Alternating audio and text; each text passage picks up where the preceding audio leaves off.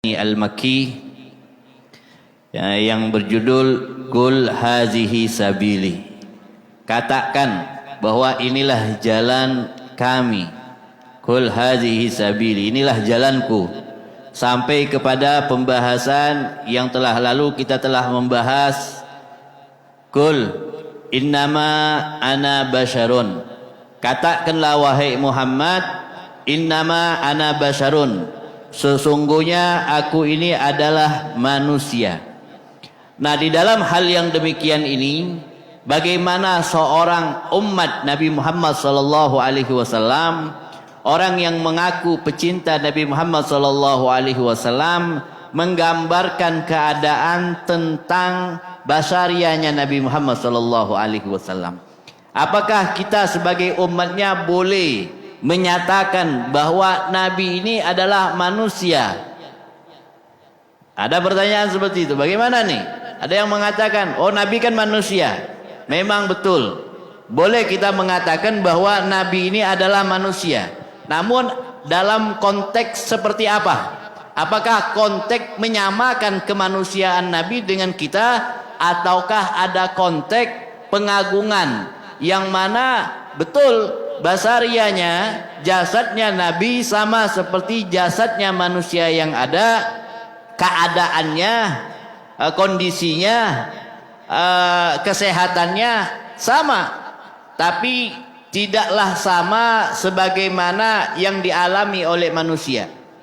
Oleh karenanya di sini beliau mengatakan wa na'taqidu, dan kita mengiktikadkan, meyakini annahu sallallahu alaihi wasallam, sesungguhnya baginda Nabi sallallahu alaihi wasallam basyarun, adalah seorang manusia.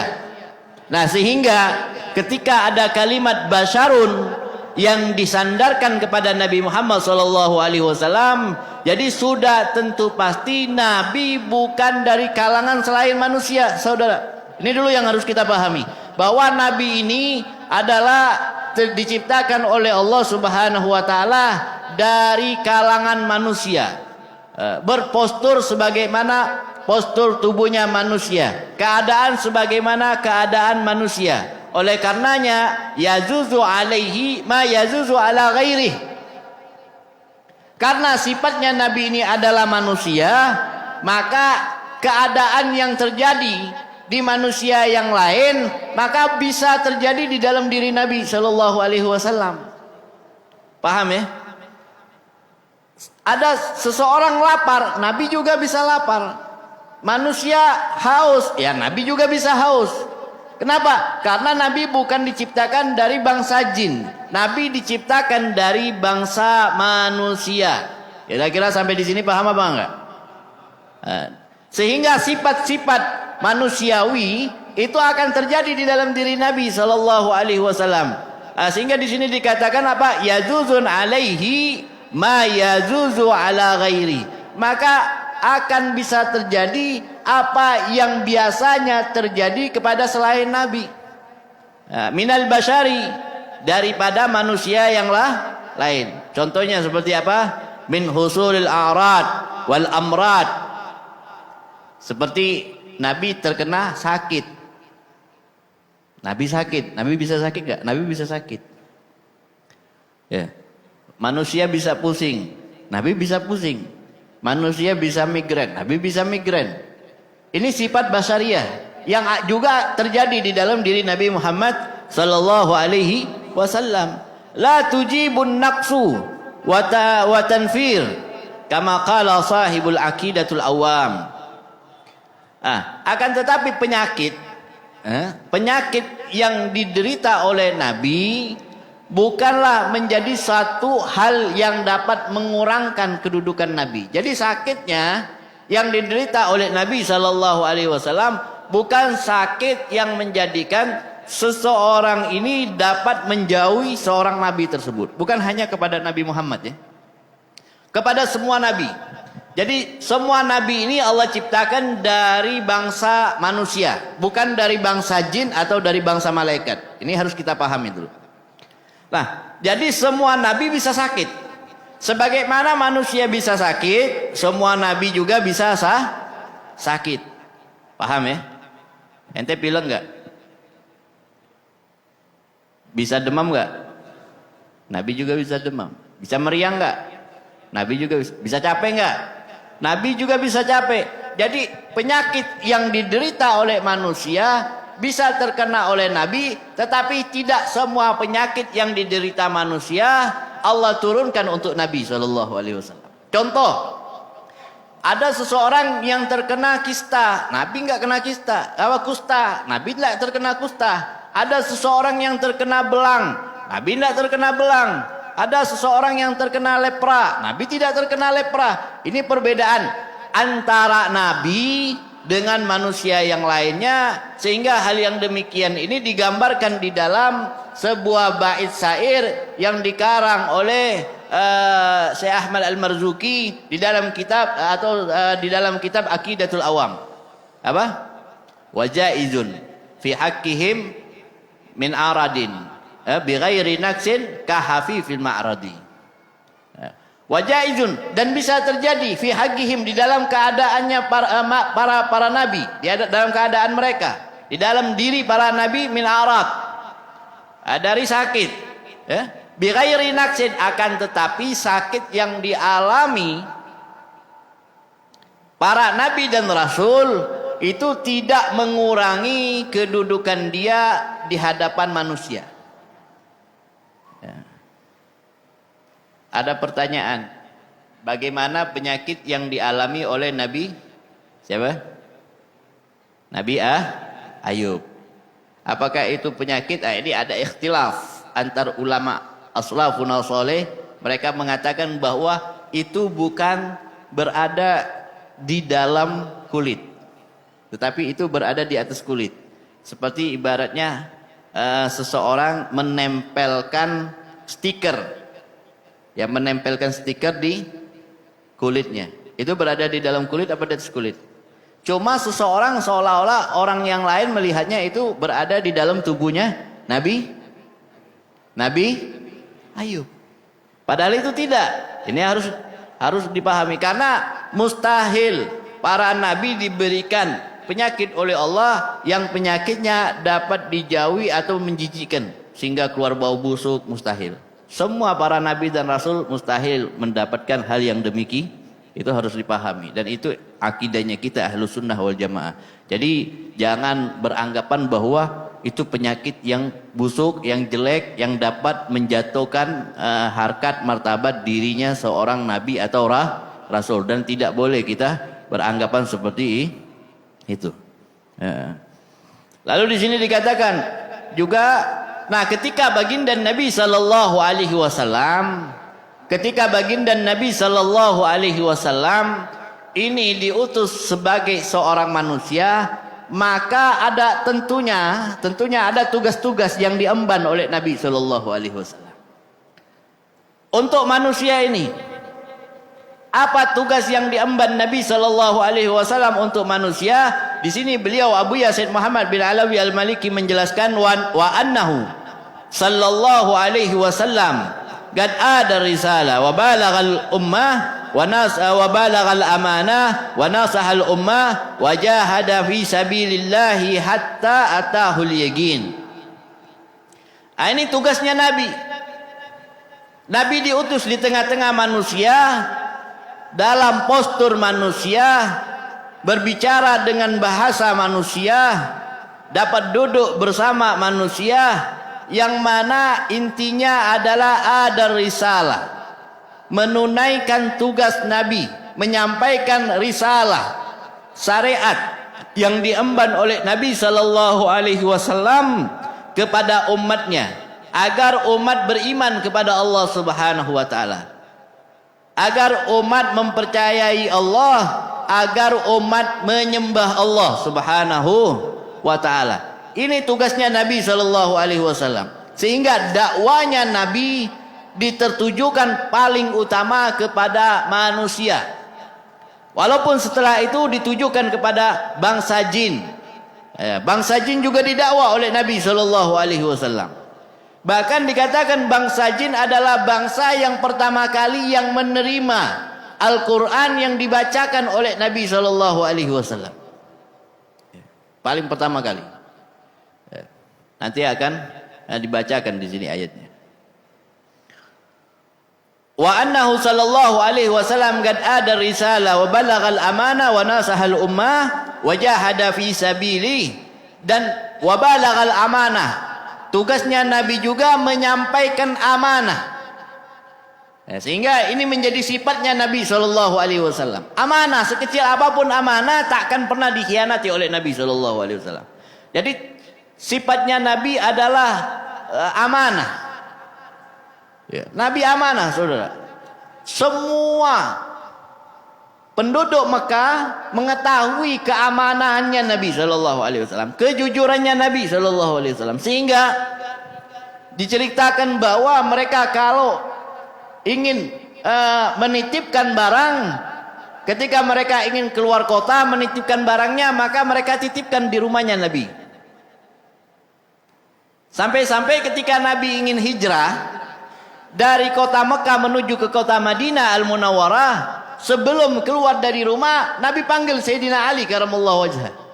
Kenapa Sayyidina Ali tidak hijrah bersama Nabi sallallahu alaihi wasallam? Karena ada tugas besar yang diamanahkan Nabi kepada Sayyidina Ali karamallahu wajhah. Apa tugas itu? Tugas itu ialah mengembalikan titipan orang-orang Mekah yang dititipkan kepada Nabi. Jadi di rumah Nabi ada satu ruangan seperti kita dibilang berangkas atau gudang yang khusus untuk menyimpan barang titipan orang-orang Mekah yang menitip kepada Nabi Muhammad SAW. Jadi penduduk Mekah ini bukan tidak percaya sama Nabi, bayangin itu. Cuma mereka nggak beriman kepada Nabi. Kalau ditanya, kau percaya nggak kepada Muhammad? Percaya. Tidak ada satu orang pun yang tidak mempercayai kebenaran. Namun ada seseorang yang tertutup dari kebenaran. Walaupun matanya, kedua matanya melihat bahwa itu adalah kebenaran. Tapi khatamallahu ala qulubihim. Allah tutup pintu hatinya. Jadi kita jangan bingung. Tahu nggak ini kalau ini orang benar? Tahu. Satu contoh Habib Rizik. Apakah orang-orang yang menzalimi Habib Rizik itu tidak mengetahui kebenarannya beliau? Tahu. Tahu kalau beliau ini berada di dalam posisi kebenaran. Tahu. Dan tahunya mereka, saya dapat berita tahunya mereka bahwa beliau ini mengemban satu kebenaran bukan dari orang. Bukan dari cerita orang, bukan. Dari beberapa pejabat yang ketemu sama kita, yang berseberangan dengan beliau, yang bercerita kepada kita. Nah, lalu kenapa ini kok dipersekusi, diintimidasi? Karena ada kepentingan-kepentingan yang harus dilakukan, sehingga kalau ini tidak dilakukan, kepentingan tersebut akan sirna. Paham nggak kira-kira? Paham nggak itu? Kalau ditanya, beliau ini ngelakuin kesalahan enggak? Enggak. Makanya bingung cari kasusnya, ini kasusnya apa? Paham enggak? Mau cari kasusnya tuh bingung, kasusnya apa? Karena enggak ada kasus. Dikasusin. Beda orang yang ada kasus. Paham enggak kira-kira? Sampai di sini paham enggak? Nah, sehingga sampai sekarang bingung nih mau cari kasus, kenain pasal-pasal berapa? Akhirnya pasalnya mundur maju, saudara. Paham nggak kira-kira sampai di sini? Ini yang harus kita pahami dulu. Ini yang harus kita pahami dulu. Orang yang bodoh, yang nggak paham politik, akhirnya menganggap wah ini orang yang bersalah. Ini harus kita tabayun. Ya, seperti Nabi Shallallahu Alaihi Wasallam. Orang-orang Mekah tahu nggak kalau Nabi itu berada di dalam kebenaran? Tahu. Abu Jahal tuh tahu nggak kalau Nabi ini membawa risalah yang benar? Tahu. Kalau kita buka sejarahnya, Abu Jahal, bayangin ya, kita buka sejarahnya Abu Jahal, buka deh di dalam kitab Anwarul Muhammadiyah. Di dalam kitab Anwarul Muhammadiyah itu, dalam kitab Anwarul Muhammadiyah, Suatu hari Abu Jahal pernah ketemu, diceritakan oleh Sayyidina Ali karamallahu wajhah. Jadi Sayyidina Ali ini bercerita, Sayyidina Ali berjalan bersama Nabi, di tengah jalan ketemu sama Abu Jahal. Ketemu sama Abu Jahal, salaman sama Nabi. Perhatikan, salaman sama Nabi. Ketika salaman sama Nabi, lalu Abu Jahal berkata, "Ya Muhammad, aku ini percaya kepada kamu. Aku percaya dengan apa yang engkau bawa. Aku percaya. Aku tidak pernah menganggap engkau ini berdusta, wahai Muhammad." Ini perkataannya Abu Jahal. Perkataannya musuh dedengkotnya Nabi Muhammad, yang keinginannya membunuh Nabi. Perhatikan, bukan berarti dia ini nggak tahu kebenaran. Tahu nggak kebenaran tuh Abu Jahal? Hah? Perhatikan ya. Ini dalam Sahih Bukhari. Sejarah tadi belum selesai. Dalam Sahih Bukhari. Apa sifatnya Abu Jahal setiap hari? Anak duduk di sini aja ya. Anak punya perut agak sedikit sakit. Apa ngelengkung gitu. Anak duduk di sini deh. Nah, ini dia lurus. Nah, ini perutnya sudah mulai gede. Ya. Nah, di dalam Sahih diceritakan di dalam Sahih Bukhari, bagaimana sifatnya Abu Jahal terhadap Nabi Muhammad SAW. Sifatnya Abu Jahal. Bagaimana sifatnya Abu Jahal? Perhatikan. Abu Jahal ini setiap malam kerjaannya apa? Kerjaannya sembunyi-sembunyi, tanpa ada yang mengetahuinya, di malam hari mendatangi rumahnya Nabi Muhammad dengan keadaan bersembunyi tanpa diketahui oleh masyarakat kota Mekah. Pada saat itu nggak boleh ada yang tahu, nggak boleh ada yang tahu. Intinya apa? Ngintai kalau malam itu Nabi mendapatkan wahyu atau mendengarkan bacaan Al-Qur'annya Nabi Muhammad SAW. Ini sifatnya Abu Jahal. Sampai Abu Jahal ini kalau keluar kota bawa dagangan ke Sam, dia bayar orang. Bayar orang untuk apa? Untuk duduk bersama Nabi, dengarkan apa yang dibicarakan oleh Nabi bersama para sahabatnya. Itu Abu Jahal. Kalau dia nggak sempat dengar Nabi, dia bayar orang untuk mendengar Nabi. Jadi Abu Jahal ini orang yang paling banyak di zamannya di kota Mekah yang mendengarkan turunnya wahyu kepada Nabi Muhammad SAW. Makanya wahyu yang pertama kali Isra Mi'raj, tahunya sejarah Isra Mi'raj, malam itu Nabi SAW diisrakan dari Mekah ke Masjidil Aqsa. Itu bukan sahabat Sayyidina Abu Bakar, bukan Sayyidina Ali, bukan Sayyidina Utsman, bukan pula Sayyidina Umar. Yang pertama kali mengetahui bahwa Nabi ini diisrakan tadi malam dari Masjidil Haram ke Masjidil Aqsa, dari kota Mekah ke Palestina, itu Abu Jahal. Itu Abu Jahal.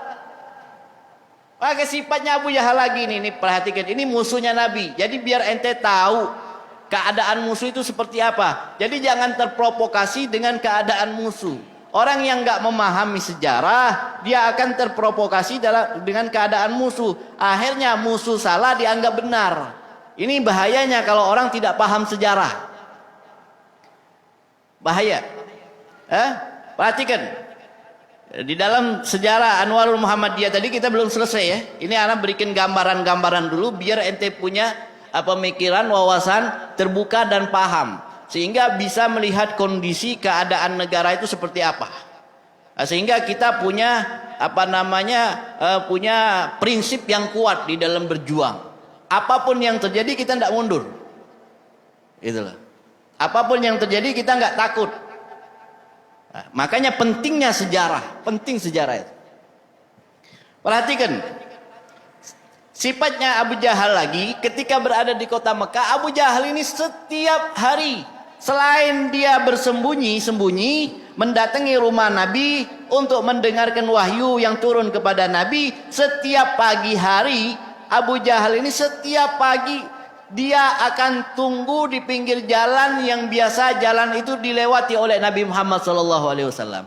Ketika ketemu sama Nabi, yang pertama kali yang ditanyakan oleh Abu Jahal apa? Wahai Muhammad, tadi malam kau dapat wahyu apa enggak? Itu pertanyaan pertama. Ayo, pertanyaan pertamanya Abu Jahal itu. Wahai Muhammad, tadi malam kau dapat wahyu enggak? Kata Nabi, dapat. Maka Nabi bacakan wahyu itu di hadapannya Abu Jahal. Wahyu itu dibacakan di hadapannya Abu Jahal. Beriman enggak Abu Jahal? Kenapa? Karena kebenaran menjadikan satu senjata untuk menyebar hoak, menyebar fitnah kepada Nabi Muhammad. Di antaranya apa? Peristiwa Isra Mi'raj. Yang pertama kali bertanya kepada Nabi tentang keadaan Nabi tadi malam, itu Abu Jahal. Wahai Muhammad, wahyu apa tadi malam yang kau dapatkan? Nabi jelaskan, tadi malam Jibril datang kepadaku, lalu membawa aku jalan dari Masjidil Haram ke Masjidil Aqsa, ke Palestina, ke Sam. Iya. Satu malam. Iya. Terus kau pulangnya kapan? Tadi sebelum subuh. Sebelum subuh sudah sampai di sini lagi. Iya. Apa katanya Abu Jahal? Nah, ini nih senjata ini. Senjata untuk menghancurkan Muhammad. Ini senjata. Dia tanya lagi, betul tadi malam kau ngelakuin ini wahai Muhammad? Keadaanmu seperti ini, wahyu yang datang seperti ini. Iya betul. Kau diperjalankan, diulanginya. Kau diperjalankan dari Masjidil Haram ke Masjidil Aqsa. Iya. Enggak panjang-panjang cerita, ini Abu Jahal langsung meninggalkan Nabi. Dia teriak. Dia pergi ke depan Ka'bah, dia teriak, Ahlul Mekah, penduduk Mekah, sini ada berita bagus sini. Apa beritanya Abu Jahal? Hah? Itu Muhammad yang ngaku Nabi itu, dia ngaku tadi malam dia diperjalankan dari Mekah ini menuju ke Palestina. Kira-kira kalian ini percaya apa enggak? Akhirnya orang yang dengar ini bingung kan? Apa iya? Apa benar? Apalagi enggak memiliki keimanan. Orang-orang musyrik, orang-orang munafik makin tambah benci kepada Nabi Muhammad. Oh, enggak masuk akal ini. Oh, enggak benar ini. Enggak mungkin, mustahil. Datang Sayyidina Abu Bakar. Dipanggil sama Abu Jahal. Ya Abu Bakar, sini. Ini ada berita bagus ini. Berita apa? Berita dari ente punya teman. Dari temanmu, Muhammad. Yang kau akui sebagai Nabi, sebagai Rasul. Berita apa wahai Abu Jahal? Dia bilang bahwa tadi malam dia diperjalankan dari Masjidil Haram ke Masjidil Aqsa. Coba kau pikir, kita ini sering ke Sam, dia bilang. Kau kan pedagang, saya juga pedagang. Bayangkan itu doktrinnya Abu Jahal kepada Abu Bakar. Doktrinnya Abu Jahal kepada Abu Bakar. Dalam riwayat yang lain, Abu Jahal enggak langsung membicarakan tentang Nabi Muhammad. Abu Jahal enggak membicarakan tentang Nabi Muhammad. Dalam riwayat yang lain diceritakan seperti ini. Ketika Abu Jahal bertemu dengan Sayyidina Abu Bakar, atau Sayyidina Abu Bakar melihat keadaan masyarakat kota Mekah berkerumun, mengerumuni Abu Jahal, Sayyidina Abu Bakar datang. Nah, disambut oleh Abu Jahal. Ahlan wa sahlan ya Abu Bakar. Selamat datang Abu Bakar. Ini aku mau bertanya kepada kamu wahai Abu Bakar. Sayyidina Abu Bakar bertanya, ada pertanyaan apa wahai Abu Jahal? Coba wahai Abu Bakar, kau pikirkan. Kita ini kan pedagang. Kau kan pedagang. Aku pernah melakukan perjalanan menuju ke kota Sam. Dan kamu juga pernah membawa barang dagangan dari kota kita ini ke kota Mekah menuju ke kota Sam. Kira-kira wahai Abu Jahal, kira-kira wahai Abu Bakar, berapa lama perjalanan antara Mekah dengan Sam? Berapa lama ini perjalanan?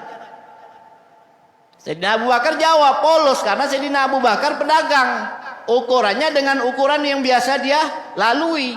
Apa katanya Sayyidina Abu Bakar? Ya biasanya kita kalau bawa dagangan dari kota Mekah menuju ke kota Sam, itu kurang lebih perjalanan pergi 2 bulan, perjalanan pulang 2 bulan. Benar ya? Iya. Kalau begitu begini Abu Bakar, apa tanggapanmu jikalau seandainya ada orang? Apa tanggapanmu jikalau seandainya ada orang yang berkata kalau dia pergi ke kota Sam dari kota Mekah ini hanya 1 malam, tidak sampai 1 malam. Lalu setelah pergi dia kembali lagi. Apa jawabnya Sayyidina Abu Bakar sebelum tahu kalau itu yang berbicara Nabi Muhammad? Dokternya. Sebelum tahu apa katanya Sayyidina Abu Bakar? Apa kata Sayyidina Abu Bakar? Enggak masuk akal itu wahai Abu Jahal. Bohong itu. Enggak benar itu. Benar. Iya. Siapa yang berbicara seperti itu wahai Abu Jahal? Allah baru dikasih tahu Abu Jahal. Apa katanya Abu Jahal? Yang berbicara seperti itu temanmu Muhammad.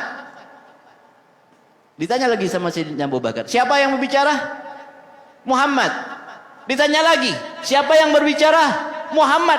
Kau punya teman yang berbicara demikian.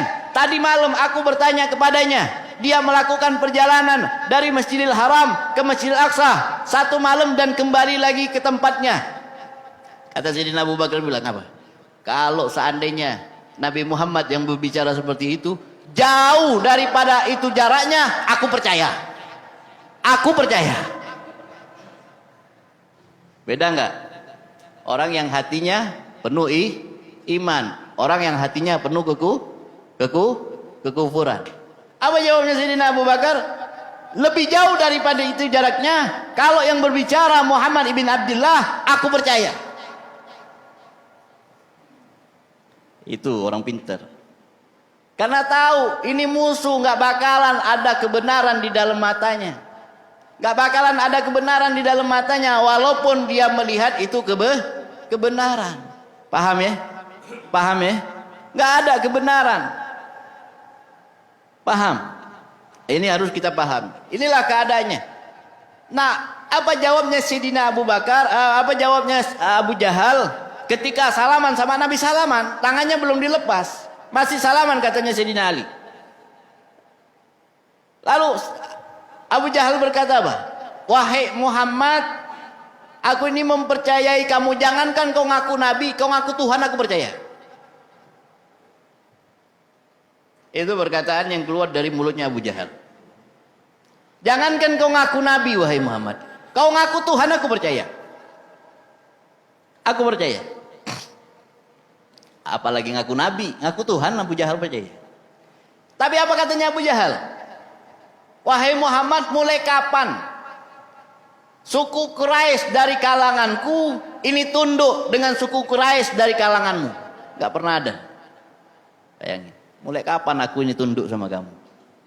Sukuku aja di atas sukumu, gak pernah tunduk dengan sukumu. Kok aku mau tunduk dengan kamu? Gak mungkin. Diriwayatkan yang lain, di dalam Sara Ibn Hisam diceritakan apa? Suatu hari, suatu sore, duduk-duduk di depan Ka'bah. Di depan Ka'bah ada Abu Jahal, ada Utbah, Utbah ibn Haris. Duduk. Utbah ini iseng.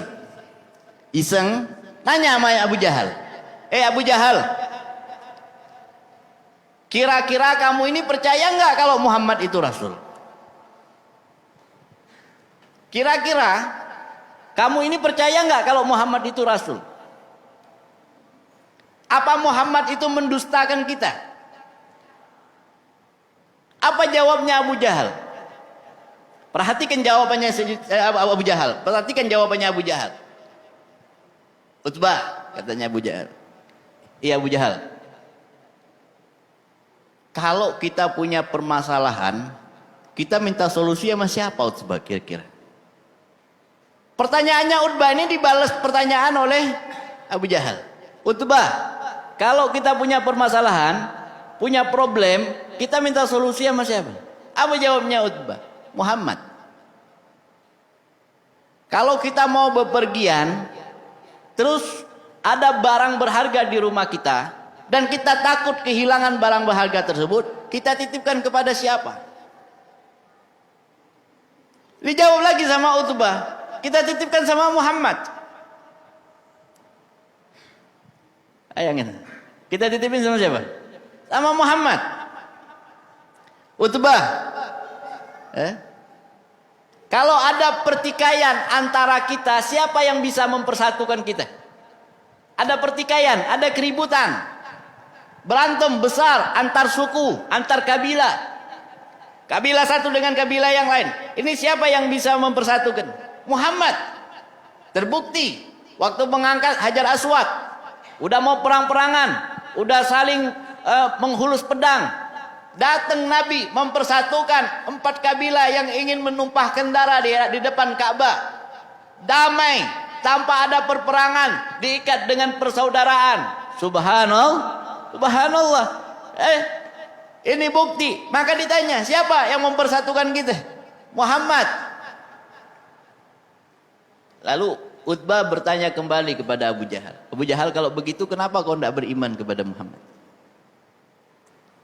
Utbah, Abu Jahal katanya Utbah. Kalau begitu kenapa kau tidak beriman kepada Muhammad? Lihat jawabannya Abu Jahal. Tadi kan pertanyaan yang pertama dijawab dengan apa? Dijawab dengan apa? Dengan pertanyaan. Pertanyaan pertama dijawab dengan pertanyaan kedua, dijawab dengan pertanyaan lagi sama Abu Jahal. Abu Jahal ini pinter. Utbah tanya, kalau begitu, kenapa kau tidak beriman kepada Muhammad? Nanya kepada Abu Jahal. Abu Jahal tanya, Utbah, ketika musim haji tiba, musim haji datang, berbondong-bondong manusia mendatangi Ka'bah untuk beribadah kepada Allah. Pertama kali dia masuk ke kota Mekah ini, orang yang pertama dia datangi siapa? Engkau, wahai Abu Jahal. Lalu mereka membawa hadiah. Dari setiap penjuru mereka bawa hadiah. Hadiahnya diserahkan kepada siapa? Kepada engkau, wahai Abu Jahal. Mereka sebagian ada yang tidak memiliki kain ihram. Yang mana dulu kain ihram itu kalau nggak punya kain ihram harus beli di kota Mekah. Mereka beli sama siapa kain ihramnya? Sama engkau, wahai Abu Jahal. Kalau mereka mau pulang setelah menyelesaikan ibadah hajinya dan mereka berpamitan kepada siapa? Kepada engkau, wahai Abu Jahal. Kalau seandainya aku tunduk kepada Muhammad, wahai Utbah, maka semuanya ini akan berubah menuju kepada Muhammad. Terus aku dapat apa? Paham nggak? Paham nggak? Paham nggak kira-kira? Nggak mau tunduknya karena apa tuh? Karena apa tuh? Nggak mau tunduk sama Nabi Muhammad karena apa tuh? Karena dunia, karena fulus. Makanya duit, harta, hadiah ini bisa menghancurkan kebenaran yang benar. Uang akan menjadikan kebenaran adalah satu kesalahan, dan menjadikan kesalahan menjadi satu kebenaran. Itu fulus. Ya, yakin nggak sama Nabi Muhammad? Ada lagi orang-orang Mekah yang nggak beriman kepada Nabi Muhammad karena takut diintimidasi. Jadi pengintimidasian bukan baru zaman sekarang, dari dulu. Cerita sejarah. Jadi biar ente paham sejarah. Ini sejarah nggak pernah diceritakan. Pernah nggak diceritakan? Jarang kan? Hampir nggak pernah. Ya biar tahu. Jadi ketika Nabi keluar sore hari mau menuju ke Ka'bah, ngelewati perkumpulan beberapa orang laki-laki yang ngumpul muzakarah, musyawarah tentang keadaannya Nabi. Ketika Nabi ngumpul, ketika orang-orang ini ngumpul melihat Nabi lewat, mereka cegat Nabi Muhammad. Ya Muhammad, berhenti sebentar. Mereka ini orang yang dekat dengan Nabi Muhammad, cuma karena ketakutan. Mereka ini dalam keadaan ketakutan. Mau bela Nabi salah, nggak bela Nabi salah. Jadi ketakutan. Akhirnya memberanikan diri untuk mendatangi Nabi Muhammad SAW untuk jujur. Kenapa? Dia ini tidak membela Nabi. Perhatikan. Kenapa dia ini nggak bela Nabi? Padahal dia tahu kalau Nabi ini benar. Dia bilang apa? Wahai Muhammad, ma kadzabtana qat. Wahai Muhammad, Kamu ini kami percayai dan kami tahu kau tidak pernah sedikit pun mendustakan kami. Kau tidak pernah mendustakan kami. Kau ini selalu jujur kepada kami. Ini. Jadi bukan berarti orang yang menentang kebenaran tidak paham tentang kebenaran. Ini anak tekanin lagi ya. Bukan berarti orang yang menentang kebenaran tidak paham tentang kebenaran. Dia katakan, wahai Muhammad, kau ini enggak pernah sama sekali mendustakan kami. Dari dulu. Dari dulu kau enggak pernah mendustakan kami. Bagaimana tidak? Nabi ini mendapatkan Shadiqul Amin, julukan Shadiqul Amin, itu dari orang-orang Mekah. Orang-orang kafir yang kasih julukan kepada Nabi Shadiqul Amin, bukan Sayyidina Abu Bakar, bukan umat Islam, bukan. Shadiqul Amin itu julukan yang Nabi mendapatkannya dari lisan orang Mekah. Makanya sebelum Nabi menyampaikan risalah dakwah, sebelum Nabi amar ma'ruf nahi mungkar, sebelum Nabi melarang untuk menyembah berhala, sebelum Nabi mengharamkan minuman-minuman keras, Nabi setiap lewat nggak pernah orang Mekah menyebut nama Nabi dengan Muhammad, tuh nggak pernah. Nggak pernah. Di Mekah Nabi itu nggak pernah dipanggil dengan Muhammad, nggak pernah. Di Mekah ya, sebelum adanya risalah dakwah, sebelum diperintahkan untuk mentauhidkan Allah. Siapa julukannya Nabi? Julukannya Nabi Amin, Al-Amin. Kalau lihat Nabi Jahabal Amin. Kalau Nabi pergi Jahabal Amin. Kalau Nabi datang Ja'al Amin. Itu julukannya, Ja'al Amin, Jahabal Amin. Ilal Amin. Tidak ada Jahab Muhammad. Raja Muhammad, tidak ada. Nama Nabi itu nggak pernah diucapin sebelum dakwah diperintahkan. Sebelum dakwah diperintahkan, nama Muhammad tidak pernah terkeluarkan dari lisannya. Akan tetapi julukannya, makanya dikatakan apa? Al-Amin, Al-Amin, Al-Amin. Udah diperintahin dakwah, udah ada melarang, udah ada penentangan terhadap ajaran-ajarannya, penentangan terhadap kekuasaan-kekuasaannya, berubah. Yang tadinya Al-Amin jadi apa? Sahirul Majnun, tukang sihir, orang gila. Ya, bayangin. Al-Amin berubah menjadi apa? Orang gila, tukang sihir. Perhatikan. Dulu dipuji nggak Nabi? Dulu dipuji nggak? Jadi jangan heran kalau ada orang yang dulunya muji EPI, jangan heran. Sekarang jadi orang yang juga ikut membubarkan EPI, jangan heran. Orang-orang kafir zaman dahulu juga seperti itu. Ya enggak? Dulu dia puji Nabi. Setelah itu dia perangi Nabi. Tidak heran. Dipuji dulu, habis itu diusir, diperangi, bahkan mau dibunuh. Paham nggak kira-kira? Ini beberapa laki-laki ini dia datengin Nabi Muhammad. Dia katakan apa? Wahai Muhammad, kami ini bukan tidak mau mengikuti kamu. Kalau kami ini mengikutimu, kami membela kamu, kami masuk ke dalam ajaranmu atau ke dalam agamamu, maka kami akan diusir dari negeri halaman kami ini. Kami akan diusir dari tanah kelahiran kami. Bukan kami tidak mau mengikutimu. Kalau kami mengikutimu, kami akan diusir dari tanah kelahiran kami. Bayangin. Diintimidasi nggak tuh? Kenapa dia nggak mau ikut Nabi Muhammad? Takut apa? Takut diusir. Zaman sekarang kan kayak gitu. Takut. Jadi zaman dahulu sudah ada orang yang takut. Jadi nggak heran. Paham nggak kira-kira sampai di sini? Tahu nggak kebenaran? Tahu nggak kebenaran tuh? Tahu. Tahu nggak kebenaran? Tahu. Percaya nggak kalau itu benar? Percaya. Tahu nggak kalau dia salah? Tahu nggak kalau dia salah? Tahu. Nggak mungkin orang yang dia tahu salah kalau dia tidak tahu dia tahu kalau mereka salah, tapi mereka tidak mau menganggap kesalahan mereka adalah sebuah harus kesalahan menjadi sebuah kebenaran, dan kebenaran harus menjadi sebuah kesalahan. Itu yang harus terjadi, dan itulah yang terjadi di zaman sekarang.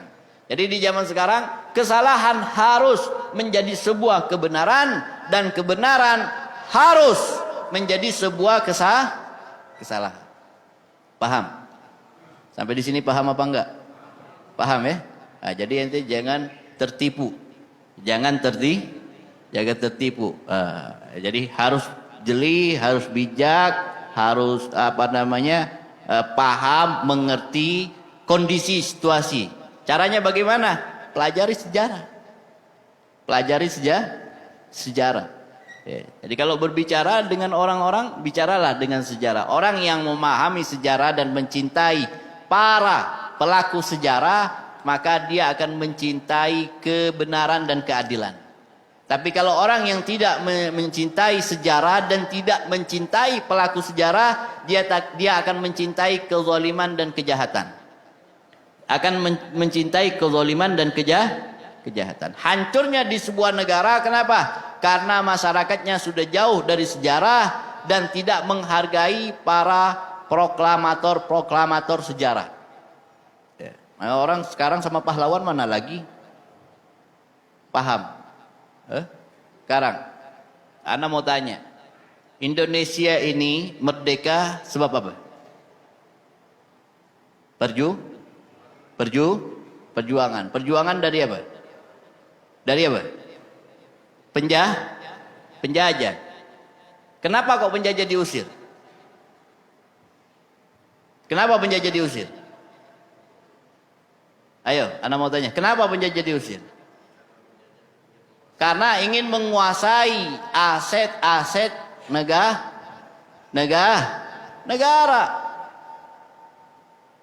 Lahan pertanian ingin diambil. Para pahlawan nggak mau, ini punya kami, ini negara kami, ini tanah kelahiran kami, nggak boleh diambil.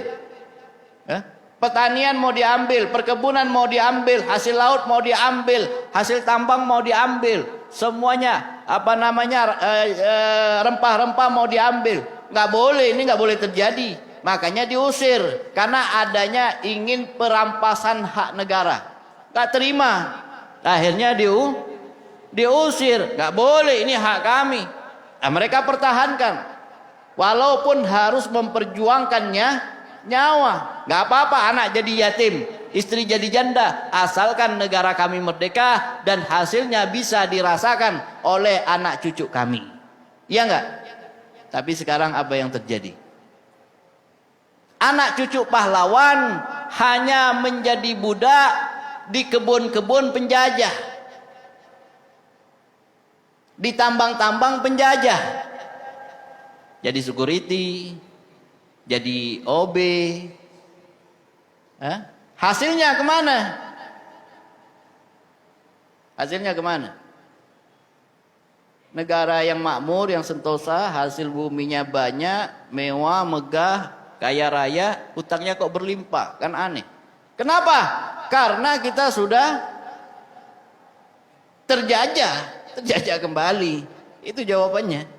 Sudah terjajah kembali. Karena kita tidak bisa menjaga aset para pahlawan bangsa. Itulah kita. Ada orang nawar aja kebun langsung jual. Nawar kebun ini langsung jual. Akhirnya kita jadi kuli, mereka yang jadi raja. Paham kira-kira? Jam berapa? Udah azan belum? Berapa menit lagi? 10 menit lagi. Itu.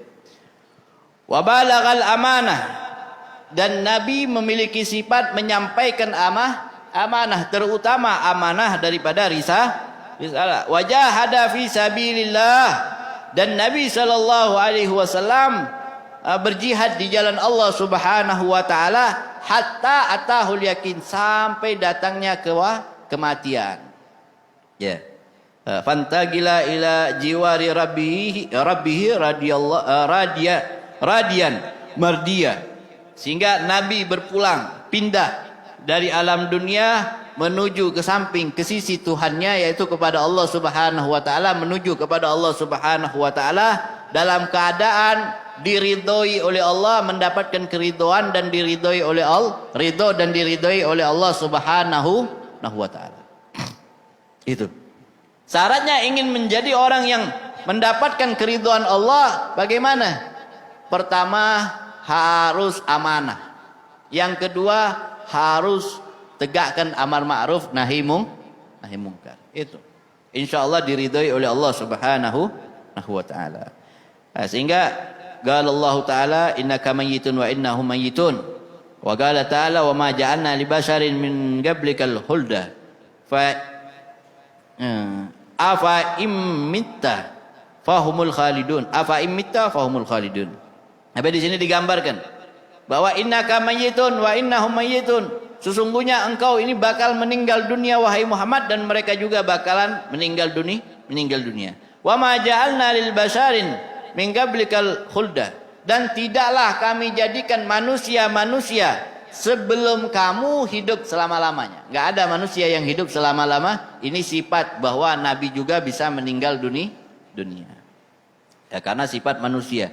Jadi sifat manusia sampai di sini dikatakan, apa immitta, jikalau seandainya engkau saja wahai Muhammad bisa meninggal dunia, fahumul khalidun, apakah mereka menyangka mereka akan hidup selama-lamanya? Ya enggak mungkin. Nabi aja mati, Nabi aja meninggalkan dunia ini, maka kita pun pasti akan meninggalkan dunia ini. Itu gambarannya Allah.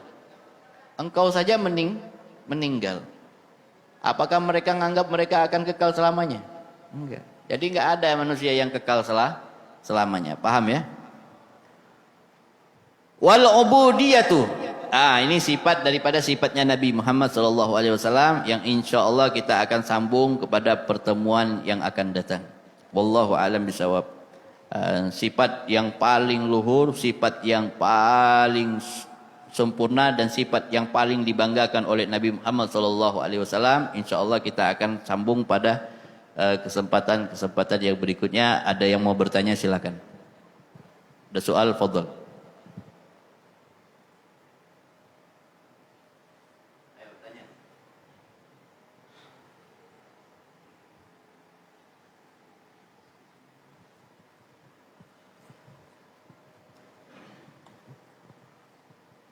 Assalamualaikum warahmatullahi wabarakatuh. Bagaimana Bib cara ketika kita tahu ada kemungkaran tetapi kita tak punya kemampuan untuk merubahnya? Apa tugas kita sebagai orang yang tidak mampu itu supaya menjalankan tugasnya dalam amar ma'ruf nahi mungkar? Assalamualaikum warahmatullahi wabarakatuh.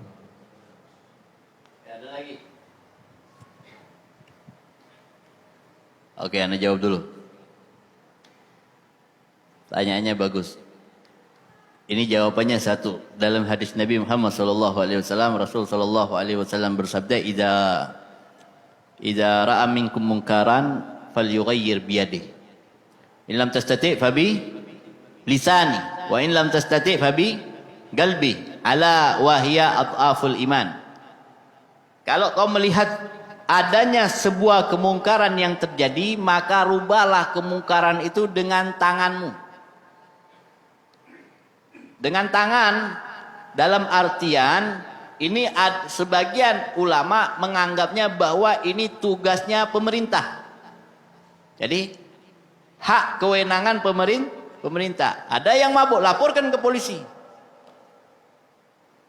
Laporkan ke aparat keamanan, agar aparat keamanan menindak, menangkap, memberikan hukuman. Ya. Jangan main hakim sendiri. Ya, jangan main hakim sendiri. Nah. Kalau memang tidak mampu, maka bil lisan. Ya. Ini kalau saya mukul ribut. Ya, lisan. Dengan lisan artinya apa? Nasihati. Nasihati. Ada juga bilyad di sini dalam artian ini. Kita usir dulu dia. Diusir. Bubar, bubar. Kalau dia masih nggak mau bubar dan kita tidak memiliki kemampuan untuk mengusirnya dengan tangan, kalau kita memukulnya kita malah dipenjara. Karena apalagi zaman sekarang ada undang-undang yang mukul maling bisa dipenjara. Ya, mukul maling, maling masuk ke rumah ente pukul bisa dipenjara. Ya, aneh bin ajaib. Ya. Inna lillahi wa inna ilaihi raji'un ini. Jadi malingnya diapain? Jadi jangan dipukul, malingnya diikat. Malingnya diikat, udah itu disetrum. Kan nggak dipukul? Ya nggak? Dipukul nggak? Iya. Nah. Bisa? Kalau nggak malingnya diikat, tapi diikat di pohon yang banyak serangganya. Nah, diikat di situ. Ya? Dipukul nggak kira-kira? Dipukul. Kok nggak dipukul? Kan bintul-bintul itu badannya. Tapi dipukul sama serangga, masukin tuh serangga ke penjara. Kan gitu. Paham nggak kira-kira? Ada aja. Tapi walhasil ya kita nggak punya kemampuan, baru dilaporin ke aparat kepolisian, ya, keamanan, biar mereka yang menindak. Jadi jangan main hakim sendiri. Kalau nggak mampu dan tidak juga mampu untuk menasehati, maka bigalbi. Ya, bilga. Faiza lam tastati fabigalbik. Kalau nggak mampu dengan lisanmu, maka dengan hatimu. Ala wahya aful iman. Maka ini termasuk orang yang paling lemah imannya ketika melihat kemungkaran hanya bisa mendoakan. Nah, tapi ini sudah bagus daripada mendukung. Sudah bagus daripada membela. Paham ya? Nah, malam hari bangun doakan. Mudah-mudahan ya Allah beri dia kesadaran. Mudah-mudahan dia berubah, dapat hidayah, dapat petunjuk, bisa berada di jalan yang lurus. Gitu ya. Ada lagi, satu orang lagi, terakhir. Fadhol. Di situ baru azan.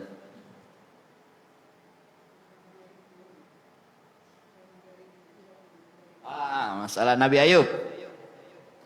Masalah Nabi Ayub ini ceritanya panjang dan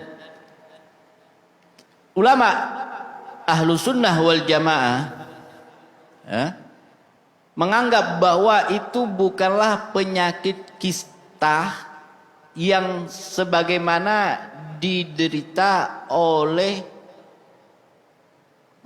manusia-manusia biasa, dan penyakit itu hanya Allah berikan kepada Nabi Ayub untuk memberikan pelajaran kepada istrinya Nabi Ayub yang membangkang apakah mereka setia kepadanya atau tidak. Nah, ketika ada istrinya yang betul-betul setia dan sabar kepada Nabi Ayub, maka Allah hilangkan penyakit tersebut tanpa sedikit pun ada bekas. Nah, di sini ulama mengatakan kalau orang terkena penyakit kista, ketika dia sudah sembuh dari penyakitnya, pasti ada bekas. Pasti ada bekas. Sedangkan penyakit yang menimpa Nabi Ayub dan tatkala disembuhkan oleh Allah, sedikit pun dari tubuh beliau tidak terlihat kembali bekas daripada penyakit tersebut. Jadi sehingga dianggap seperti ini ya. Kalau ente pasang stiker, ngelepas stiker ya tinggal track, udah selesai. Kan nggak ada bekasnya lagi. Gitu ya, paham ya? Paham Bebe? Wallahu a'lam bisawab. Ya Rabbana iktarafna bi anna iktarafna wa annana ashrafna alladhi asrafna tub alaina tauba tasil kull hauba wastur lana al-awrat wa amin rawat wa fil walidina rabbi wa mauludin wa ahli wal ihwan wa sair al-khillan wa kulli dhi mahabba wa jiratna wa sahwa al-muslimin ajma. Inna rabbi asma fadla wujud al-minna la bi iktisabil minna bil mustafa rasulina hadha bi kulli sul. Sallallahu sallam rabbi alaihi adal habbi wa alihi wa sahbihi addad tahsis shuhbi walhamdulillahi بالبدء والثناء حمدا كثيرا دائما محبة الناس إن فضل سبحان ربك رب العزة عما يصفون سلام على المرسلين والحمد لله رب العالمين تقبل الله منكم.